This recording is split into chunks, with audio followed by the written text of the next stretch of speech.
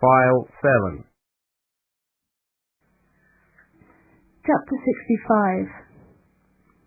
In the days of old, those who practiced Tao with success did not, by means of it, enlighten the people, but on the contrary sought to make them ignorant. The more knowledge people have, the harder they are to rule. Those who seek to rule by giving knowledge are like bandits preying on the land. Those who rule without giving knowledge bring a stock of good fortune to the land. To have understood the difference between these two things is to have a test and standard. To be able always to apply this test and standard is called the mysterious power. The mysterious power, so deep penetrating, so far-reaching that can follow things back, all the way back to the great concordance.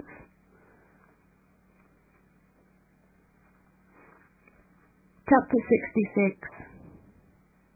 How did the great rivers and seas get their kingship over the 100 lesser streams? Through the merit of being lower than they. That was how they got their kingship. Therefore the sage, in order to be above the people, must speak as though he were lower than the people.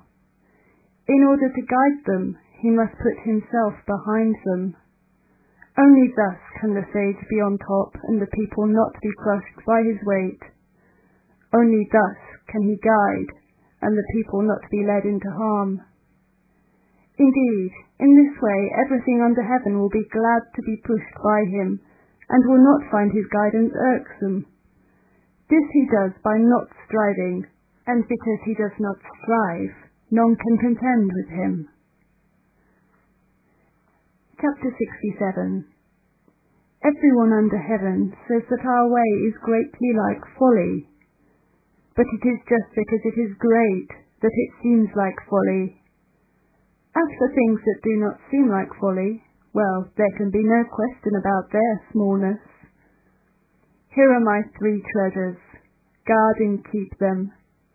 The first is pity, the second, frugality, the third, refusal to be foremost of all things under heaven. For only he that pities is truly able to be brave. Only he that is frugal is truly able to be profuse. Only he that refuses to be foremost of all things is truly able to become chief of all ministers. At present your bravery is not based on pity, nor your profusion on frugality, nor your vanguard on your rear, and this is death. But pity cannot fight without conquering, or guard without saving. Heaven arms with pity those whom it would not see destroyed. Chapter 68. The best charioteers do not rush ahead. The best fighters do not make displays of wrath. The greatest conqueror wins without joining issue. The best user of men acts as though he were their inferior. This is called the power that comes of not contending. It is called the capacity to use men, the secret of being mated to heaven, to what was of old. Chapter 69.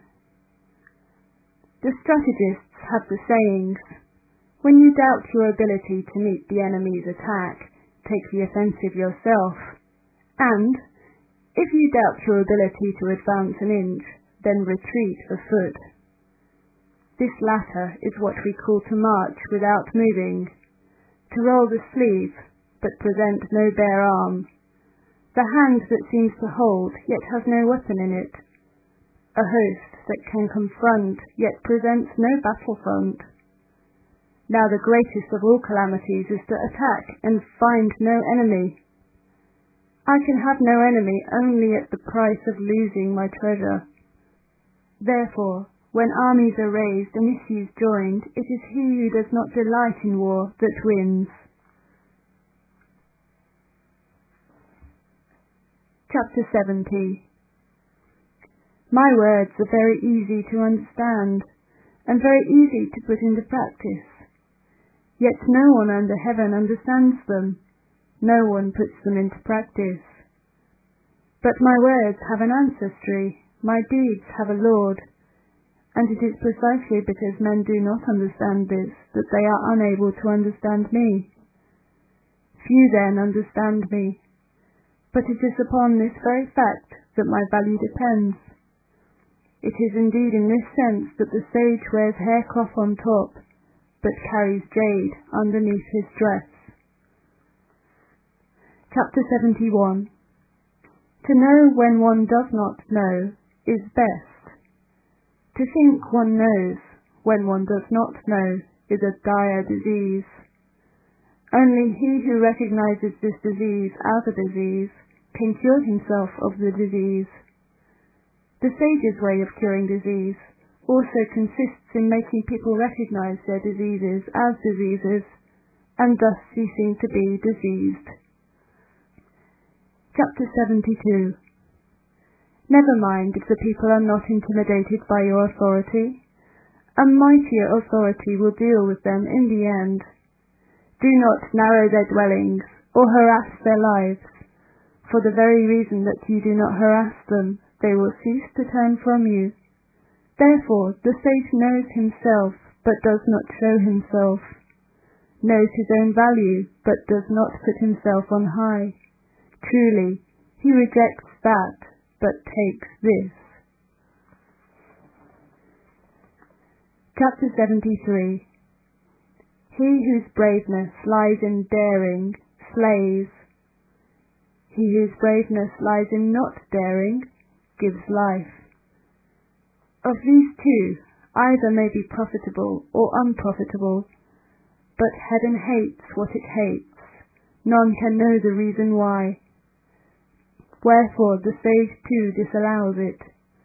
For it is the way of heaven not to strive, but none the less to conquer. Not to speak, but none the less to get an answer. Not to beckon, yet things come to it of themselves. Heaven is like one who says little, yet none the less has laid his plans.